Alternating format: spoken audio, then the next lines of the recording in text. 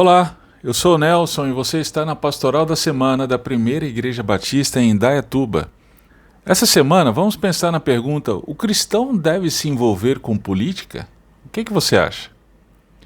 Chegamos a mais uma eleição. Durante esse período é comum refletirmos com mais intensidade a respeito de como o cristão deve se envolver com a política. Temos visto de tudo. Vemos por um lado aqueles líderes religiosos midiáticos que servem da política para seus próprios fins.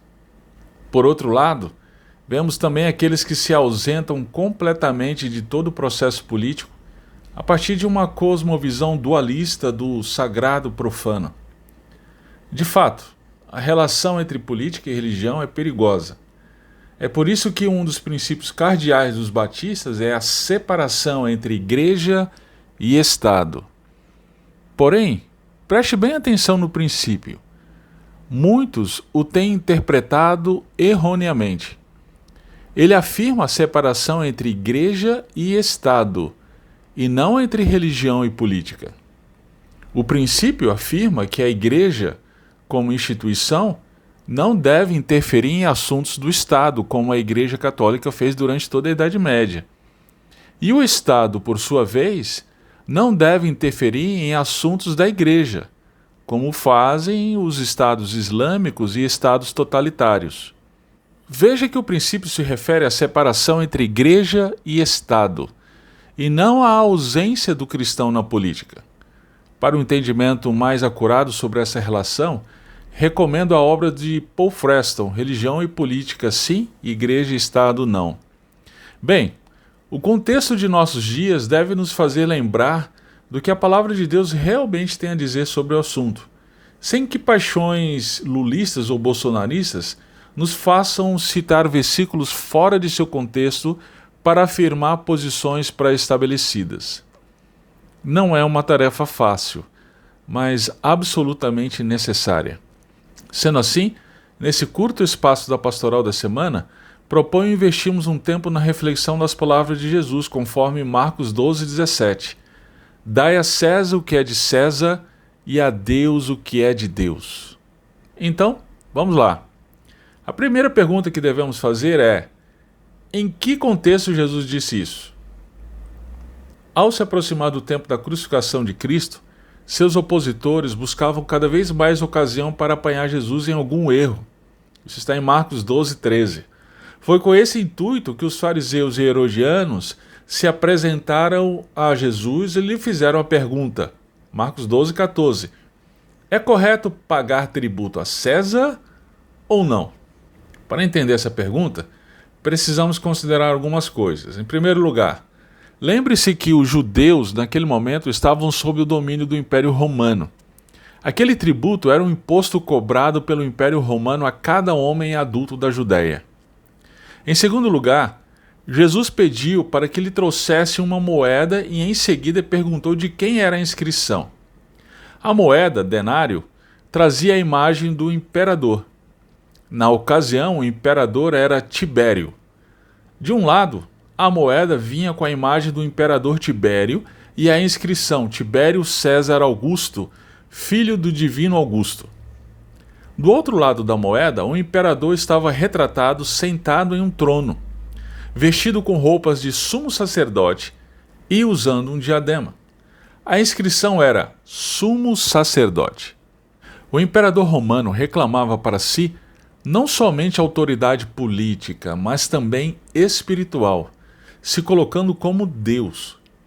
O culto ao imperador havia se popularizado desde Cláudio. O imperador Domiciano, por exemplo, na época da escrita de Apocalipse por João, se auto-intitulou Dominus et Deus, Senhor e Deus. Então, foi nesse contexto que Jesus afirmou: dai a César o que é de César e a Deus o que é de Deus. Essa simples frase é de uma profundidade oceânica. Ela tem sido lembrada desde então ao longo da história, até mesmo por não cristãos. O que Jesus disse com isso? Vejamos. Em primeiro lugar, dê a César o que é de César.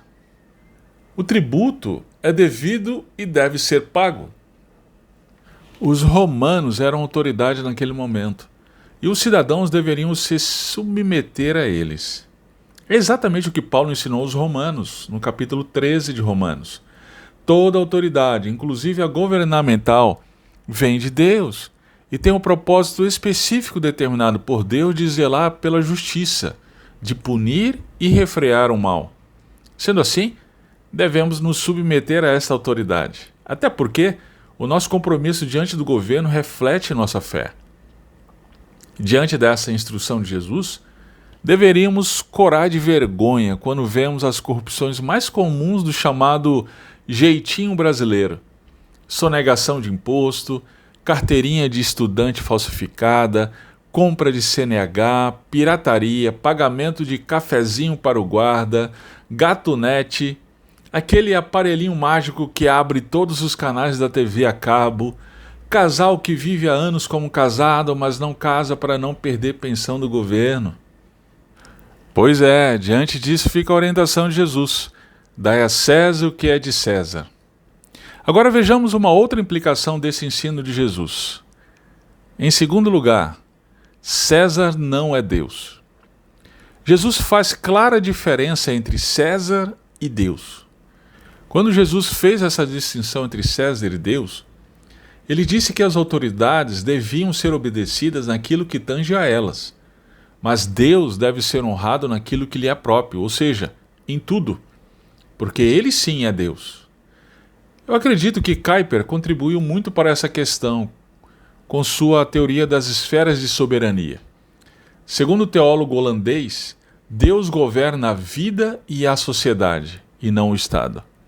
Sendo assim, este não deveria interferir nas áreas que não lhe competem, como religião, família, ciência, arte e economia.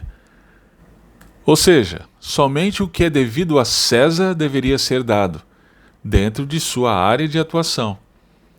De tempos em tempos, o Estado quer se colocar como Deus e se impor em áreas que não lhe pertencem. Família, casamento, educação de filhos, religião. Vide o materialismo dialético de países de esquerda. Dessa forma, no dia da eleição, cuidado em apoiar candidatos que se identificam com a ideologia de esquerda que prega um Estado máximo e se propõe a controlar corações e mentes, interferindo em áreas que não lhe competem. Essa interferência tem ficado cada vez mais claras nas chamadas pautas de costume, conforme defendidas pelos partidos de esquerda. Assim como cristãos, temos o dever de participar da política minimamente verificando se o candidato se posiciona claramente contra as pautas de esquerda, como a regulamentação da união civil homossexual, a descriminalização do aborto, a legalização das drogas, a interferência do Estado na educação da família, o cerceamento da liberdade de expressão. Agora, isso nos leva à terceira questão. Vamos lá. Em terceiro lugar, dê a Deus o que é de Deus. Uma leitura descuidada nos faria entender que Jesus ensinou um dualismo absoluto entre César e Deus. Mas não é o caso. Não são duas forças iguais contrapostas entre si. Não. Jesus ensinou que Deus está acima de César. César deve ser honrado, mas Deus deve ser temido. Assim, quando as ordens de César se chocam com as de Deus, César deve ser desobedecido. Esse é o princípio da desobediência civil. É o princípio que Pedro evocou diante do Sinédrio tempos depois. Isso está em Atos 5:29. Porém, respondendo Pedro e os apóstolos disseram: mais importa obedecer a Deus do que aos homens. Diante disso pergunto: nós temos dado a honra que só Deus merece? Em muitas ocasiões cedemos à tentação de dar a César o que é de César e a César o que é de Deus. Fazemos isso quando flexibilizamos princípios bíblicos inegociáveis para apoiar o nosso candidato de estimação. Fazemos isso quando apoiamos políticos pragmáticos em seus conchavos, com vistas à pauta econômica, e isso em detrimento de pautas morais. Fazemos isso quando colocamos nossa esperança em governantes, quando deveria ser somente em Deus. Nós temos a tentação de desprezar a esquerda por defender um Estado máximo, mas, por outro lado, podemos abraçar a igualmente condenável teologia do ungido, que prolifera em muitos meios evangélicos e faz com que candidatos vão a cultos vociferar em nome de Deus e os fiéis ensandecidos, sob gritos de aleluia, colocar a esperança de dias melhores em sua mítica messiânica. Dessa forma, queridos, eu entendo que o cristão tem um dever de se envolver com política, sim.